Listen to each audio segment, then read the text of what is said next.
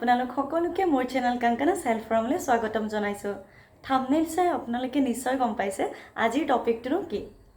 আজিৰ টপিকটো হ'ল এজমা ৰোগৰ পৰা হাত সাৰি থাকিবলৈ কেইটামান টিপছ। আৰু এইটো মই কোনো এলোপেথিকৰ ফালৰ পৰা নহয়, আজি মই আপোনালোকক কম আয়ুৰ্বেদিক চিকিৎসাৰ ফালৰ পৰা কেনেকৈ আপোনালোকে ঘৰতে এজমা পেশেন্ট যদি আছে আপোনালোকৰ ঘৰত কোনোবা যদি আপুনিও যদি আপোনাৰ যদি এজমা আছে বা আপোনাৰ দাদা ভন্টি মা দেউতা কোনোবাৰ যদি এজমা ৰোগ আছে তেন্তে তেওঁলোকক আপোনালোকে কেনেদৰে সহায় কৰিব পাৰিব সেইটো মই আজি আপোনালোকক কম। আশা কৰিছো এইটো ভিডিঅ'ৰ পৰা আপোনালোকে কিবা এটা ভাল শিকিবলৈ পাব। গতিকে ভিডিঅ'টো শেষলৈ চাবলৈ নাপাহৰিব। একেবাৰে সৰু ভিডিঅ' আৰু যদি আপোনালোকে মোৰ ভিডিঅ' চাই ভাল পাইছে তেন্তে মোৰ চেনেলটো সাবস্ক্ৰাইব কৰিবলৈ নাপাহৰিব আৰু লগতে থকা বেল আইকনটো প্ৰেছ কৰিব যাতে যদি মই কিবা নতুন ভিডিঅ'জ দিওঁ আপোনালোকে যাতে গম পায়। মই মোৰ চেনেলত স্বাস্থ্য সম্পৰ্কীয় বহুতো কথা আলোচনা কৰোঁ আৰু যিমান পাৰোঁ আপোনালোকক নতুন কথা কিছুমান শিকাবলৈ যত্ন কৰোঁ আৰু লগতে মাজে মাজে কেতিয়াবা ব্লগছ ভিডিঅ' দি দিওঁ এণ্টাৰটেইনমেণ্টৰ কাৰণে। তো আপোনালোকে যদি ভাল পাইছে তেন্তে চাবলৈ নাপাহৰিব আৰু মোৰ চেনেলটোত যিমান ভিডিঅ' আছে যদি আপুনি ভাবে যে গুৰুত্বপূৰ্ণ কিছুমান ইনফৰমেশ্যনছ মই দিছোঁ তেন্তে আপোনালোকে শ্বেয়াৰ কৰিব। এতিয়া আহক আমি দেৰি নকৰি আৰম্ভ কৰোঁ আমাৰ আজিৰ টপিকটো। আজি মই ক'ম যে আয়ুৰ্বেদিক চিকিৎসা মতে আপোনালোকে কেনেকৈ এজমা ৰোগৰ পৰা হাত সাৰিব পাৰে। ইয়াৰ গুৰুত্বপূৰ্ণ কথা এটা মনত ৰাখিব লাগিব যে এজমা ৰোগীয়ে খাদ্যৰ ক্ষেত্ৰত সতৰ্কতা অৱলম্বন কৰাটো খুবেই প্ৰয়োজনীয়।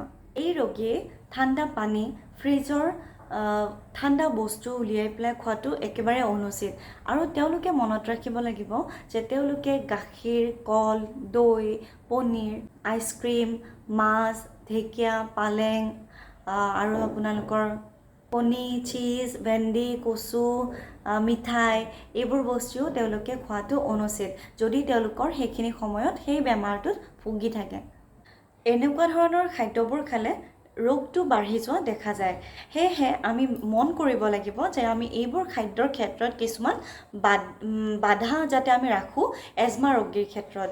যদি আপোনালোকৰ ঘৰত কোনোবা আছে তেন্তে আপোনালোকে সেইটা খোৱা বস্তুৰ কথা মনত ৰাখিব আৰু লগতে ঠাণ্ডা পানী আৰু ফ্ৰিজৰ পৰা ঠাণ্ডাই খোৱা বস্তু উলিয়াই পেলাই তেওঁলোকক কেতিয়াও নিদিব।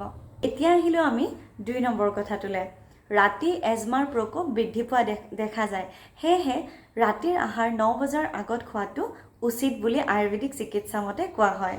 এতিয়া আহিলোঁ আমি 3 নম্বৰ কথাটোলৈ। আয়ুৰ্বেদিক চিকিৎসা মতে কৈছে যে খোৱা পানী সদায় গৰম কৰিহে খাব লাগে। এজমা ৰোগীয়ে সদায় এইটো কথা মনত ৰাখিব যে আপোনালোকে ঠাণ্ডা পানী খোৱাটো অনুচিত আৰু খোৱা পানীটো আপোনালোকে কুহুমীয়া গৰম পানী হ'লেও কৰি পেলাই খাব। তেতিয়া আপোনালোকৰ চাব বেমাৰটোৰ পৰা আপোনালোকে হাত সাৰি থাকিব পাৰিব। এতিয়া আহিলোঁ আমি 4 নম্বৰ কথা। 4 নম্বৰ কথাটো হ'ল হয়তো আপোনালোকে কোভিডৰ সময়ত সকলোৱে এক্সপিৰিয়েঞ্চ কৰিছে এইটো বস্তু যে আপোনালোকে যেতিয়া মাস্ক পিন্ধি আছিলে হয়তো আপোনালোকৰ বেমাৰ আজাৰ অলপ কমি আছিলে, কিন্তু এতিয়া আকৌ কোভিডৰ প্ৰকোপ যোৱাৰ পিছত বহু মানুহে মাস্ক পিন্ধিবলৈ এৰি দিলে। কিন্তু মাস্কটোৱে আপোনালোকক কেনেদৰে সহায় কৰিব এজমা ৰোগীৰ ক্ষেত্ৰত বিশেষকৈ যদি আপোনালোকে ধূলি বালিৰ পৰা নিজক ৰক্ষা কৰিব বিচাৰিছে তেন্তে মাস্ক পৰিধান কৰক, কাৰণ মাস্ক পৰিধান কৰিলে আপুনি নিজকে ধূলি বালিৰ পৰা ৰক্ষা কৰাৰ লগতে আপুনি নিজক এজমা এটেকৰ পৰাও বচাব পাৰিব।